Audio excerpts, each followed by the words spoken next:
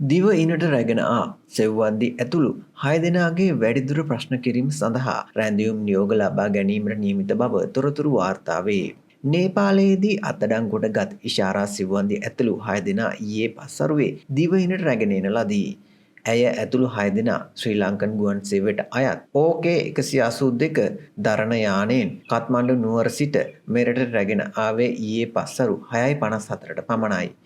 එහිදී ඇය ඉෂාරා සෙව්වන්දි ලෙස යළිත් තහවුරු කරගෙන තිබුණේ කටුනායක ගුවන්තොටුපළේ සවිකර ඇති මුහුණ හඳුනා ගැනීමේ තාක්ෂණික යන්ත්‍රය ඔස්සේයි.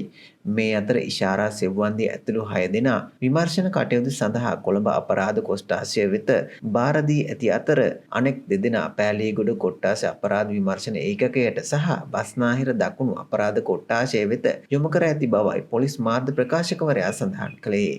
ගණේ මුල සංජීව වෙඩිතබා ඝාතනය කිරීමේ සිද්ධියේ මහමොලකාරිය ලෙස නම් කළ ඉෂාරා සිව්වන්දි ඇතුළු සැකකරුවන් 6 දෙනා නේපාලයේ බක්තපූර් දිස්ත්‍රික්කයේ තිබ්බස් පාක් ප්‍රදේශයේ මහල් නිවාසයක සැඟවී සිටියදී අත්අඩංගුවට ගනු ලැබුවේ පසුගිය 13 වනදායි. මේ අතර ඉෂාරා සිව්වන්දි ඇතුළු 6 දෙනා මෙරටට පිටුහල් කළ බව නේපාල බලධාරීන් සඳහන් කරයි. ඔවුන් නේපාලය තුළ කිසියම් වරදක් කර නොමැති බැවින් මෙලෙස පිටුවහල් කිරීමට කටයුතු කළ බවයි එරට බලධාරීන් උපුටා දක්වමින් මාධ්‍ය වාර්තා කළේ. 20 හැවිරිදි ඉෂාරා සෙව්වන්දිට අමතරව 33 හැවිරිදි ජීවදාසන් කනකරාසා 23 හැවිරිදි තාක්ෂිනන්ද කුමාර 35 හැවිරිදි ජේ.කේ. බායි 43 හැවිරිදි දිනේෂ් නිශාන්ත කුමාර වික්‍රමාරච්චි මෙලෙස ශ්‍රී ලංකාවට පිටුවහල් කර තිබුණි.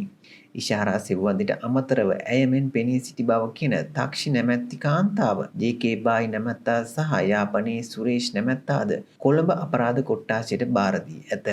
සෙසු සැකකරුවන් දෙදෙනා අතරින් නුගෝගට බබී නැමැත්තා බාර දී ඇත්තේ බස්නාහිර දකුණ අපරාධ කොට්ටාශයටයි. ගම්පහ බබා නැමැත්තා පෑලියගොඩ කොට්ටාශ අපරාධ විමර්ශන ඒකකයට බාර දී ඇත.